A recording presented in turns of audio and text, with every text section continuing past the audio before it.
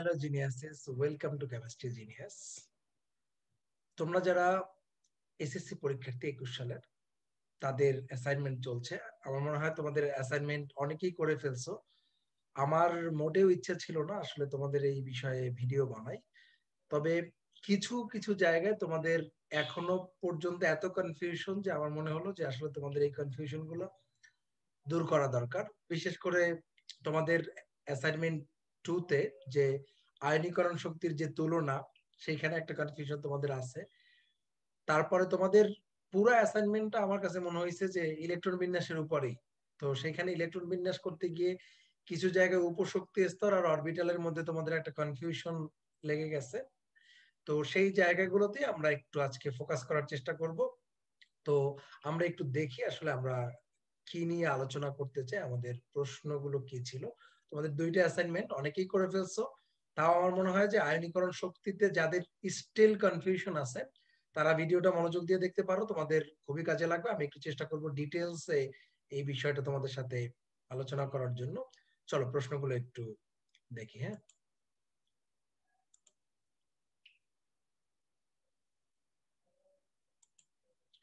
আচ্ছা, একটু খেয়াল করো, আমরা যদি একটু প্রশ্নের দিকে যেতেই চাই তাহলে দেখো, আমরা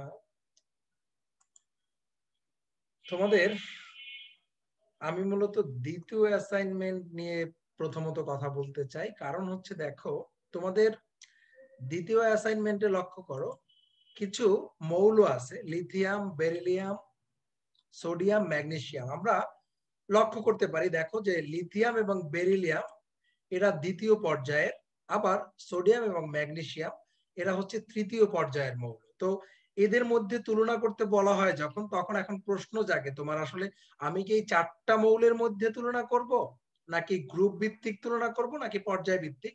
এখন দেখো তোমাদের যেই নির্দেশনা, দেখো আয়নীকরণ শক্তির তুলনা করতে বলা হয়েছে। দেখো 4 জোড়া মৌলের এইখানে তোমাদের জন্য খুব স্পষ্ট নির্দেশনা আছে। দেখো তোমাদের মূলত তোমাদেরকে খেয়াল করতে হবে যে লিথিয়াম এবং বেরিলিয়াম যেহেতু একই পর্যায়ের, তাদের মধ্যে আসলে আয়নীকরণ শক্তি কার বেশি, এইটা একটা পয়েন্ট আমাদের। সিমিলারলি সোডিয়াম এবং ম্যাগনেসিয়াম এরাও হচ্ছে একই পর্যায়ে, তাদের ক্ষেত্রে আমাদেরকে লক্ষ্য করতে হবে তার মধ্যে আমরা প্রথমত পর্যায় ভিত্তিক একটা তুলনা করব। এরপরে আমাদের যেই কথাটা বলা আছে যে গ্রুপ ভিত্তিক তুলনা, দেখো লিথিয়াম এবং সোডিয়ামের মধ্যে কার আয়নীকরণ শক্তি বেশি বা কার আয়নীকরণ শক্তি কম। সিমিলারলি আবার যদি এই গ্রুপের কথা চিন্তা করি, দেখো লিথিয়াম এবং সোডিয়াম গ্রুপ 1 এ, আবার বেরিলিয়াম ম্যাগনেসিয়াম গ্রুপ 2 এ। তো এদের মধ্যে তাহলে আমাদের তুলনাটা হবে দুই ক্ষেত্রে, গ্রুপ ভিত্তিক এবং তোমার কি হয় পর্যায় ভিত্তিক। এখন লক্ষ্য করো যে আসলে তোমাদের অনেকেই এই চারটার মধ্যে তুলনা করতে গিয়ে একটা কনফিউশন তৈরি করছো। কারণ কি, দেখো আমরা জেনারেলি জানি যে আমাদের, তুমি একটু লক্ষ্য করবা যে আয়নীকরণ শক্তি যখন তুমি চিন্তা করবা, তোমাকে কয়েকটা প্যারামিটার চিন্তা করতে হয়। জেনারেলি তোমাদের মাধ্যমিক লেভেলে তোমরা মূলত আকারের সাথে তুলনা করো। তোমরা জানো যে আকার ছোট হলে নিউক্লিয়াসের সাথে আকর্ষণ বাড়ে, আর নিউক্লিয়াসের সাথে যখন আকর্ষণ বাড়ে তখন ইলেকট্রন ছাড়াটা একটু কঠিন হয়ে যায়। তো স্বাভাবিকভাবে আমরা যেটা চিন্তা করি যে আকার যার ছোট তার আয়নীকরণ শক্তি বেশি। তার মানে আমি বলতে পারি আমার আকারের যে ক্রমটা হবে তার উল্টা হবে হচ্ছে আয়নীকরণ শক্তির ক্রম। এখন বিষয়টা সব ক্ষেত্রে সত্য হবে না। কেন সত্য হবে না সেটা নিয়েই মূলত আমরা আলোচনা করব। একটু লক্ষ্য করো, আমরা যদি পরের স্লাইডে একটু যাই, দেখো যে তোমাদের প্রথমত তুমি যখন আয়নীকরণ শক্তি নিয়ে কথা বলবে, অবশ্যই তোমাকে লক্ষ্য করতে হবে, তুমি যেহেতু আয়নীকরণ শক্তি নিয়ে কথা বলছো, তোমার আয়নীকরণ শক্তিকে আগেই ডিফাইন করতে হবে। তুমি প্রথমত আয়নীকরণ শক্তিকে ডিফাইন, মূলত আমরা আসলে আয়নীকরণ শক্তি বলতে আমরা এখানে মোলার আয়নীকরণ প্রতি মোলের জন্য, এখানে তুমি দেখো যে 1 মোল পরমাণু তাহলে 1 মোল ইলেকট্রন অপসারণ করবে, ফলে যেই শক্তির দরকার হবে। তাহলে এখন তুমি জেনারেলি এই কথাগুলো জানো যে তুমি যখন একটা পর্যায়ের বাম থেকে ডানে যাও, খেয়াল করো পর্যায়ে, একই পর্যায়ে বাম থেকে ডানে যাওয়ার অর্থ হচ্ছে তোমার প্রোটন সংখ্যা একটা একটি করে বাড়তেছে। প্রোটন সংখ্যা বাড়ার অর্থ হচ্ছে নিউক্লিয়াসের সাথে আকর্ষণ বাড়তেছে, অর্থাৎ আয়নীকরণ পর্যায়ের বাম থেকে। দেখো আমি কিন্তু সাধারণত কথাটা উল্লেখ করছি, খেয়াল করো আমি এইখানে পর্যায় ভিত্তিক যখন তুমি সম্পর্কে যাবা, তখন তুমি দেখবা যে এইখানে একটা কনফিউশন তোমার তৈরি হবে। যে দেখো তুমি বলছো যে পর্যায়ের বাম থেকে ডানে গেলে আয়নীকরণ শক্তি বাড়ে, তাহলে তোমার কাছে মনে হবে যে সবকিছুর ক্ষেত্রেই বাড়ে। তবে না, তুমি মনে রাখবা পর্যায়ের ক্ষেত্রে কিছু ব্যতিক্রম আছে। আবার দেখো গ্রুপের উপর থেকে নিচে গেলেও খেয়াল করো, তোমার প্রোটন সংখ্যা বাড়তেছে, কিন্তু প্রোটন সংখ্যা অনেকগুলো বাড়তেছে, সাথে শেল বাড়ছে। যেহেতু শেল বাড়তেছে তো নিউক্লিয়াসের সাথে দূরত্ব বাড়ছে, নিউক্লিয়াসের দূরত্ব বাড়লে আকারটা বেড়ে যাচ্ছে, আর আকার যখন বেড়ে যায় তখন আয়নীকরণ শক্তি কমে যায়। তো গ্রুপের উপর থেকে, তো গ্রুপের ক্ষেত্রে কোনো কনফিউশন নাই, তুমি চোখ বন্ধ করে, তোমাকে যদি কখনো মানে তোমাকে একই গ্রুপের ক্ষেত্রে বলা হয়, তুমি দেখবা যদি একই গ্রুপে থাকে তো সেই ক্ষেত্রে তুমি দেখবা যে গ্রুপের যারা নিচে আছে তাদের আয়নীকরণ শক্তি কম, অর্থাৎ আকারটা বড়। তো তোমাকে আমার যেটা সাজেশন থাকবে, তোমাদের যখনই আয়নীকরণ শক্তির তুলনা করতে বলা হয় তখন তোমাদের আসলে যেটা করা উচিত, প্রথমত তোমরা ইলেকট্রনিক কনফিগারেশনটা করবা। লক্ষ্য করো যে তুমি দেখো লিথিয়ামের ক্ষেত্রে তুমি জানো যে পারমাণবিক সংখ্যা 3, সোডিয়ামের ক্ষেত্রে জানো 11, এই ক্ষেত্রে জানো তুমি 4, এই ক্ষেত্রে তুমি জানো 12। দেখো এখন এই যে জায়গাটা আমি ইলেকট্রনিক কনফিগারেশনটা কেন বললাম, দেখো যদিও তুমি আগের প্রশ্নগুলোতে তুমি আসলে ইলেকট্রনিক কনফিগারেশন নিয়ে আসলে কাজ করছো, তাহলে তারপরও তুমি এখানে ইলেকট্রনিক কনফিগারেশন করলে তুমি যেটা বুঝবা, দেখো এদের সেম শেল, এরা দ্বিতীয় পর্যায়, সো আমার এদের সাথে তুলনা করতে সুবিধা হবে। আবার এদের সেম শেল, তো তুমি জেনারেলি যে কাজটা করো, দেখো তুমি তুমি নিজেই বলছো যে একই পর্যায়ের বাম থেকে ডানে গেলে আয়নীকরণ শক্তি বাড়ে। তাহলে তুমি দেখো তুমি যখন তুলনা করবা, পর্যায় ভিত্তিক যখন তুমি তুলনা করবা, একটু লক্ষ্য করো, তাহলে সিম্পলি পর্যায়ের বাম থেকে ডানে গেলে লিথিয়াম এন্ড আমাদের আছে বেরিলিয়াম। সো অবভিয়াসলি আমি যদি পর্যায়, আমি এখানে পিরিয়ড পি দ্বারা লিখলাম, তাহলে দেখো অবশ্যই বেরিলিয়ামের বেশি। সিমিলারলি আমি যদি সোডিয়াম এবং ম্যাগনেসিয়ামের ক্ষেত্রে আমি যাই, তাহলে আমি সিম্পলি দেখবো যে সোডিয়ামের চেয়ে ম্যাগনেসিয়াম অবভিয়াসলি বেশি হবে। এই হলো আমাদের গ্রুপ ভিত্তিক, সরি পর্যায় ভিত্তিক যে তুলনাটা, এটা আমরা করে ফেললাম। আমাদের দুইটা আমি আলাদা আলাদা। এখন আমি কি বলবো, যেহেতু লিথিয়াম বেরিলিয়াম একই পর্যায়ে আছে, পর্যায়ের বাম থেকে ডানে গেলে প্রোটন বাড়ে, নিউক্লিয়াসের আকর্ষণ বাড়ে, সুতরাং ইলেকট্রন ছাড়া কষ্টকর হবে, আয়নীকরণ শক্তি বেশি হবে। সিমিলারলি তৃতীয় পর্যায়ের ক্ষেত্রে সেম পর্যায়। এবার আসো আমি যদি গ্রুপ ভিত্তিক তুলনায় আসি, তাহলে দেখো তুমি লিথিয়াম এবং সোডিয়াম এরা হচ্ছে একই গ্রুপে। তো তুমি দেখো তুমি নিজেই বলছো গ্রুপের উপর থেকে নিচে গেলে কমবে, তাহলে দেখো সোডিয়াম হচ্ছে গ্রুপের নিচে আছে, তাহলে আমি যদি গ্রুপ ভিত্তিক তুলনায় যাই, তাহলে আমি দেখবো এর মধ্যে কম্পেয়ার করলে অবভিয়াসলি লিথিয়ামের বেশি হবে।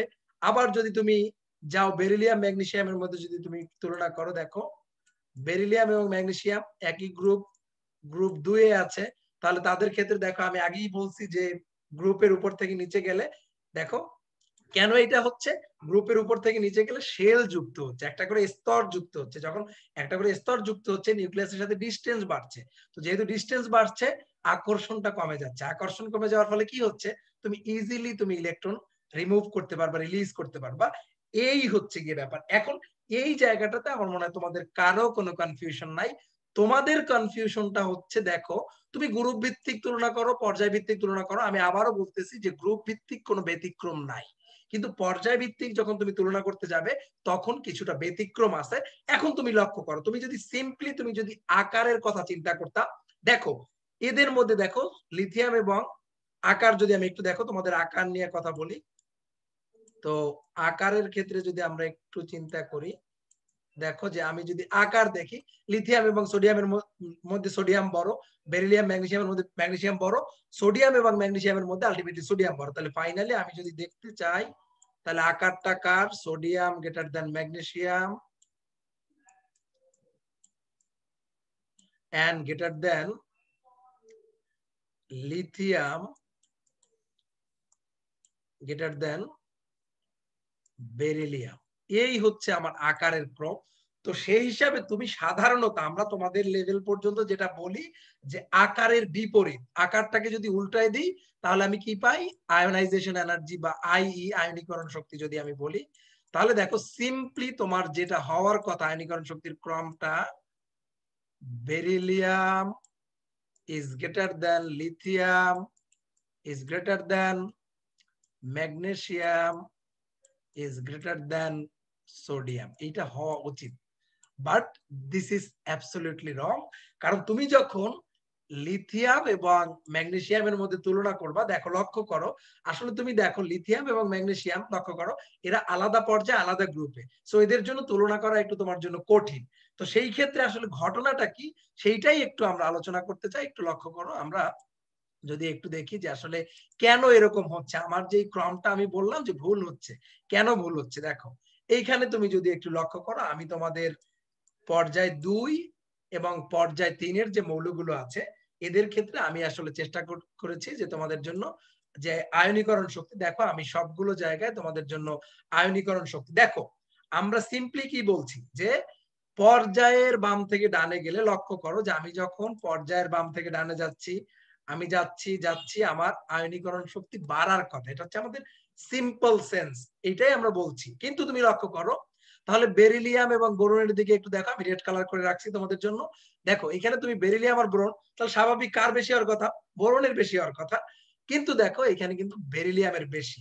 কেন? দেখো আমরা যদি একটু ইলেকট্রন বিন্যাসের দিকে যাই, দেখো আমরা দুইটা কথা, দেখো তুমি আকারের সাথে যেরকম আমাদের কি বলে যে আয়নীকরণ শক্তি রিলেটেড, তেমনি বহিস্থ স্তরের যে তোমার ইলেকট্রনিক কনফিগারেশন আছে তার সাথে হচ্ছে গিয়ে নির্ভরশীল। লক্ষ্য করো তুমি যদি ইলেকট্রনিক কনফিগারেশনটা দেখো, বেরিলিয়ামের ক্ষেত্রে 2s2, আমার যে উপস্তর আছে সেটা কিন্তু এসে কয়টা থাকে? দুইটা ইলেকট্রন থাকে, তার মানে এখানে দুইটাই আছে ফুলফিল। তোমরা নিশ্চয়ই জানো যখন ফুলফিল অবস্থায় থাকে মানে পূর্ণ অবস্থায় থাকে তখন হচ্ছে গিয়ে স্থিতিশীল বেশি হয়। তুমি দেখো যখন একটা জিনিস স্থিতিশীল থাকে মানে সে সুখে আছে, তো সে তো নিশ্চয়ই চাইবে না তো তার স্থিতিশীলতা, তার সুখটা নষ্ট করতে, সে সহজে ইলেকট্রন ত্যাগ করতে চায় না। তো দেখো এরকম যখন তোমার ইলেকট্রনিক কনফিগারেশনের ব্যাপার আসবে, স্থিতিশীলতার ব্যাপার আসবে, তখন আসলে আকারটা কাজ করবে না, তখন আকারের উল্টা হয়ে যাবে। এই জায়গাটাই হচ্ছে তোমাদের ইম্পর্টেন্ট। যদিও এই আলোচনাগুলো তোমরা আসলে উচ্চ মাধ্যমিকে শিখবা, এখন যেহেতু এখানে চলে আসছে আমাদের তোমাদের সাথে আলোচনা করতে হয়। সিমিলারলি তুমি দেখো আমি যদি যাই নাইট্রোজেন এবং অক্সিজেনের মধ্যে লক্ষ্য করো, তাহলে সিম্পলি আমি বলছি পর্যায়ের বাম থেকে ডানে গেলে তাহলে অক্সিজেনের বেশি হওয়ার কথা। দেখো কার বেশি? নাইট্রোজেনের বেশি। দেখো আমি যদি একটু ইলেকট্রনিক কনফিগারেশনটা দেখি, দেখো পি উপশক্তি স্তরে ইলেকট্রন থাকতে পারে টোটাল 6টা, দেখো আছে 3টা, তার মানে হচ্ছে কি অর্ধপূর্ণ। আমরা বলছি পূর্ণ বা অর্ধপূর্ণ অবস্থায় স্থিতিশীল বেশি, সো ও তার স্থিতিশীলতা ভাঙতে চাইবে না। সিমিলারলি তুমি দেখো অক্সিজেনের ক্ষেত্রে আছে P4, ইলেকট্রন 4টা আছে, অর্ধেকও না পুরোপুরিও না, তার মানে তুমি দেখো এখানেও কিন্তু স্থিতিশীলতার কাছে আকারটা কি হার মানছে। তার মানে দেখো তোমার যখন এই ইলেকট্রন বিন্যাসের ব্যাপারটা আসবে তখন আসলে আকারটা কাজ করবে না। এই জন্যই তুমি লক্ষ্য করো যে তুমি লিথিয়াম এবং ম্যাগনেসিয়ামের মধ্যে অবভিয়াসলি লিথিয়ামের আকার ছোট। তুমি লক্ষ্য করো লিথিয়ামের 2টা শেল, ম্যাগনেসিয়ামের 3টা শেল, স্বাভাবিকভাবেই তার আকারটা ছোট। এখন যেহেতু আকার ছোট সেই হিসাবে লিথিয়ামের আয়নীকরণ শক্তি বেশি হওয়া উচিত, কিন্তু তুমি দেখো বেরিলিয়ামের মতো দেখো একই গ্রুপে যখন, সুতরাং ম্যাগনেসিয়ামের ক্ষেত্রে লক্ষ্য করো 3s2 ইলেকট্রন থাকবে। দেখো দেখো এসে থাকতে পারে 2টা, আছেও 2টা, তার মানে কি মোর স্টেবল। তো যেহেতু মোর স্টেবল তখন আকারটা হার মেনে যাবে, ফলে এই জায়গাতে অবশ্যই ম্যাগনেসিয়ামের আয়নীকরণ শক্তি বেশি হবে, আমাদের মানও তাই বলে। ক্লিয়ার? তো দেখো শুধুমাত্র গ্রুপ পর্যায় 2 এর ক্ষেত্রে না, তুমি দেখো পর্যায় 2 এর ক্ষেত্রে তুমি লক্ষ্য করো বেরিলিয়াম এবং বোরনের মধ্যে যেটা লক্ষ্য করছি আমরা, বেরিলিয়াম বেশি। সিমিলারলি ম্যাগনেসিয়াম এবং অ্যালুমিনিয়ামের মধ্যে লক্ষ্য করো অবশ্যই ম্যাগনেসিয়াম বেশি। আবার নাইট্রোজেন এবং অক্সিজেনের মধ্যে এখানে দেখো নাইট্রোজেনের বেশি। সিমিলারলি ফসফরাস আর সালফারের মধ্যে তোমরা ভ্যালু যদি লক্ষ্য করো তাহলে তুমি দেখবা। তো সিম্পলি দেখো আমি একটু গ্রাফিক্যালি তোমাদেরকে যদি বোঝানোর চেষ্টা করি, দেখো যদি আমার পর্যায়ের বাম থেকে ডানে গেলে বাড়তোই, দেখো লক্ষ্য করো, তাহলে আমার গ্রাফটা কিন্তু এইখান থেকে সোজা উপরের দিকে হওয়ার কথা, এখান থেকে সোজা উপরের দিকে হওয়ার কথা, কিন্তু লক্ষ্য করো আমার গ্রাফটা লক্ষ্য করো লিথিয়াম থেকে বেরিলিয়ামের দিকে বাড়ছে, আবার এখানে এসে কমছে, কারণ ইলেকট্রনিক কনফিগারেশন বেরিলিয়াম মোর স্টেবল দেন বোরন। সো এই কারণে আবার তুমি দেখো নাইট্রোজেন অক্সিজেনের ক্ষেত্রে এই স্টেবিলিটির কারণে এই ঘটনাটা ঘটতেছে। তো তোমরা এই বিষয়গুলো আসলে ইন্টারমিডিয়েটে যখন তোমরা যাবে তখন দেখবে আরো ডিটেলসে পড়তে পারবে। তাহলে দেখো যে তুমি যদি আসলে সেম ঘটনা তৃতীয় পর্যায়ের ক্ষেত্রে দেখো সোডিয়াম থেকে ম্যাগনেসিয়ামের দিকে বাড়ছে, দেখো ম্যাগনেসিয়ামের থেকে 3s2 আছে, পূর্ণ আছে। অ্যালুমিনিয়ামের ক্ষেত্রে তোমার কি বলে যে পিতে থাকে একটা ইলেকট্রন, ফলে এটা পূর্ণ থাকে না। যার কারণে তুমি দেখো যে পূর্ণ অর্ধপূর্ণ না, স্টেবিলিটি কম, দেখো আমার আয়নীকরণ শক্তি কমে যাচ্ছে, সাইজের এক্ষেত্রে কোনো ম্যাটার করতেছে না। তাহলে তুমি দেখো, তুমি জেনারেলি এখন এইটা আসলে আমাদের যে টেক্সট বুকের সিস্টেম, তোমাদের এই জায়গাগুলোতে আমার মনে হয় না যে এই আলোচনাটুকু থাকলে তোমাদের জন্য খুব একটা অসুবিধা হইতো, তোমরা এই জায়গাটা আমার মনে হয় বুঝতা। তো এইটা তোমাদের যেহেতু পর্যায়ভিত্তিক ধর্ম আলোচনা আছে, আমার মনে হয় এই কথাগুলো, কারণ তুমি সিম্পলি যখন মুখস্থ করে বলো যে পর্যায়ের বাম থেকে ডানে গেলে আয়নীকরণ শক্তি বাড়ে, তো তোমাকে তো আমি সিম্পলি বুঝাইতে পারবো না যে আসলে বেরিলিয়ামের চেয়ে বোরনের বেশি, তোমার হিসাবটা বোরন বেশি হবে, এইটাই হচ্ছে তোমার কনসেপ্ট। কারণ তুমি এই যে ইলেকট্রন বিন্যাসেরও যে একটা প্রভাব আছে, তার যে অর্ধপূর্ণ পূর্ণ থাকার কারণেও যে একটা প্রভাব আছে, এটা তুমি জানো না, যার কারণে তোমার জন্য এটা একটু কনফিউজিং। তো এই জায়গাতে আমি বলছি যে তোমাদের যে তুমি যদি একটু, আমরা যদি একটু পিছিয়ে চলে যাই, তাহলে তুমি যদি দেখো তুমি গ্রুপ ভিত্তিক পর্যায় ভিত্তিক আলাদা আলাদা করে করো, এবং তোমার প্রশ্নে এইটাই বলা হয়েছে যে চার জোড়া কিভাবে হয় তুমি লক্ষ্য করো, যে তুমি যদি পর্যায়ে চিন্তা করো, দুইটা পর্যায়, এখানে 2 জোড়া, আবার দুইটা গ্রুপে 2 জোড়া, তাহলে তুমি যদি 4 জোড়া কারেক্ট লেখো তাহলে তোমার হবে। এখন তোমাকে আসলে 4টার মধ্যে মূলত তুলনা করতে বলা হয়নি, তারপরেও যদি তুমি চাও যে না আমি আসলে একটু তুলনা করতে চাই, সেক্ষেত্রে তোমাদের এই যে ডায়াগ্রামটা আমি দেখাইলাম, যে আসলে তোমার হিসাব মতে সাইজের ক্ষেত্রে তুমি চিন্তা করলে লিথিয়াম আয়নীকরণ শক্তি বেশি হওয়ার কথা, কিন্তু আমাদের আসলে লিথিয়াম বেশি হবে না। তুমি যদি এই 4টার মধ্যে যদি তুমি অর্ডারটা দেখাইতে চাও, তাহলে যে জিনিসটা করবা, তুমি একটু কষ্ট করে এই আমার যে 4টা আছে আয়নীকরণ শক্তি, এখন দেখো তোমাদের বইয়ে কিন্তু ভ্যালু দেওয়া নাই, তো সেই ক্ষেত্রে তোমার বোঝাও একটু কঠিন। তাহলে আমাদের যে অর্ডারটা হবে, অর্ডারটা কেমন হবে দেখো, beryllium is greater than magnesium, আমি আবারও বলতেছি, হিসেবে তোমার হিসেবে হওয়ার কথা লিথিয়াম, বাট আনফরচুনেটলি আমাদের স্টেবিলিটির কারণে এটা বেশি, and then lithium, then sodium. এই হচ্ছে গিয়ে ব্যাপার। তো আশা করি তোমার এই কনফিউশনটা আসলে তোমার দূর হলো অবশ্যই। তো এই হচ্ছে ব্যাপার, তোমরা একটু যদি চাও এটা এইভাবে দিবা, এবং ব্যাখ্যা করার ক্ষেত্রে এখন সেক্ষেত্রে তোমার আসলে স্টেবিলিটি ব্যাখ্যা করতে হবে। এখন স্টেবিলিটি যদি ব্যাখ্যা করতে চাও, এটা আসলে তোমাদের মাধ্যমিকের সিলেবাস কভার করে না, সো তুমি চাইলে হয়তো দিতে পারো, দিলে ভালো। তো এরপরে আসো আর একটা বিষয় যেটা আমি আসলে একটু আলোচনা করতে চাই, সেটা হচ্ছে তোমাদের, এটা ছিল অ্যাসাইনমেন্ট 2 এর ক্ষেত্রে এই আয়নীকরণ শক্তি নিয়ে অনেক তোমাদের কনফিউশন ছিল, আশা করি তোমার কনফিউশন ক্লিয়ার। সো তুমি একটু দেখো যে তোমাদের যেই প্রশ্নটা ছিল, যে তোমাদের যে প্রথম অ্যাসাইনমেন্টে তোমাদের আর একটা জায়গায় একটু কনফিউশন আছে, সেইটা হচ্ছে যে দেখো তোমাদের যখন ইলেকট্রনিক কনফিগারেশন করতে বলা হচ্ছে, দেখো বলতেছে যে 4টা মৌলে, দেখো তোমাকে বলতেছে যে দেখো শক্তি স্তরে ইলেকট্রন বিন্যাস, তার মানে হচ্ছে গিয়ে তোমার প্রথম শক্তি স্তরে 2টা, দ্বিতীয় শক্তি স্তরে সর্বোচ্চ থাকতে পারে হচ্ছে গিয়ে 8টা, তৃতীয় শক্তি স্তরে সর্বোচ্চ থাকতে পারে 18টা, এভাবে তুমি শক্তি স্তরে চিন্তা করবে, তারপরে তুমি আসলে মূলত এসপিডিএফ এ করবে। এখন উপশক্তি স্তরে গিয়ে করতে গিয়ে তুমি যে এসপিডিএফ এ করবে, এইটা নিয়ে কারোই কোনো ধরনের কোনো কনফিউশন নেই। এখন কনফিউশনের জায়গাটা হচ্ছে গিয়ে এইটা, যে আমরা তো জানি যে পি উপশক্তি স্তরের 3টা অরবিটাল, পিএক্স, পিওয়াই, পিজেড, এইটা কি করব কি করব না। এখন দেখো অ্যাকর্ডিং টু ইউর সিলেবাস তোমার আসলে পিএক্স, পিওয়াই, পিজেড করতে হবে না, কিন্তু দেখো যেহেতু তোমাকে এখানে অরবিটাল কথাটা উল্লেখ করছে, তো তুমি যদি দাও তাহলে সেটা ভুল হবে না, তুমি দিতে পারো। ধরো আমি তোমাদেরকে একটা ইলেকট্রনিক কনফিগারেশন একটু দেখাই, সেটা হচ্ছে সোডিয়ামের ক্ষেত্রে যদি আমরা করি, সোডিয়াম 11, দেখো যে 1s2, 2s2, 2p6 and 3s1। এখন তোমাকে মূলত উপশক্তি স্তর বলতে এইভাবে ইলেকট্রনিক কনফিগারেশন করতে বলছে, বাট এখন তোমার কনফিউশন আমি কি পিএক্স, পিওয়াই, পিজেড লিখবো? ওকে, তুমি যদি চাও তাহলে তুমি এভাবেও করতে পারো, যে তুমি যদি করো দ্যাটস গুড, তোমার জন্য অনেক ভালো, তাহলে স্যার হয়তো একটু খুশি হইলো যে না তুমি আলাদা করে করছো। কিন্তু তুমি যদি এভাবে নাও করো তাহলেও তোমার ভুল হবে না, কারণ উপশক্তি স্তর বলতে তোমাকে আসলে এসপিডিএফ করতে বলছে। সো এই জায়গাটা আমার মনে হয় একটু কনফিউশন দূর হলো, পিএক্স, 2pz and 3s1, এটা আমরা জানি। তাহলে দেখো আমরা জানি প্রত্যেকটা অরবিটাল পিএক্স, পিওয়াই 2টা করে ইলেকট্রন থাকে।